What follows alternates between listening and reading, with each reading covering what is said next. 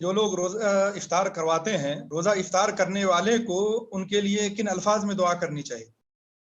ان سارے الفاظ میں وہ دعا کر سکتا ہے جو نبی اکرم صلی اللہ علیہ وسلم سے ثابت ہیں کہ کھانے کے بعد مہمان میزبان کو یہ دعا دے۔ ان میں سے ایک دعا یہ بھی ہے، افطر عندکم الصائمون واکل طعامکم الابرار وصلت علیکم الملائکہ۔ آپ کے نزدیک روزہ دار لوگ افطار کریں، نیک لوگ آپ کے پاس کھانا کھائیں، فرشتے آپ کے لیے دعا کریں۔ سنن ابی داؤد وغیرہ میں وارد ہے بسند قوی کہ نبی اکرم صلی اللہ علیہ وسلم نے سعد بن عبادہ کے گھر جب کھانا کھایا تو ان کو یہ دعا دی۔ یہ عام کھانا تھا اور آپ نے ان کو یہ دعا دی، تو روزہ دار بھی کسی کے ہاں افطار کرے تو اس کو وہ دعا دے سکتا ہے۔ اور بعض روایتوں میں اس دعا کے سلسلے میں اس افطار کی صراحت بھی آئی ہے، گرچہ سند کے اعتبار سے اس پر کلام ہے، لیکن مجموعی اعتبار سے وہ ایک دوسرے کو تقویت دیتی ہیں، اور بالعموم جو دعا ہے اس دعا کے اعتبار سے بھی میزبان کو یہ دعا دی جا سکتی ہے۔ علی کل حال یہ دعا عام کھانے کے بعد بھی دی جا سکتی ہے اور افطار کے بعد بھی دی جا سکتی ہے، اور جو دوسری دعائیں جو عام کھانے کے بعد مہمان کو دی جاتی ہیں وہ دعا بھی افطار کے بعد دی جا سکتی ہے، جیسے اللہ مبارک لہم فیما رزقتہم واغفر لہم وارحمہم وباللہ التوفیق۔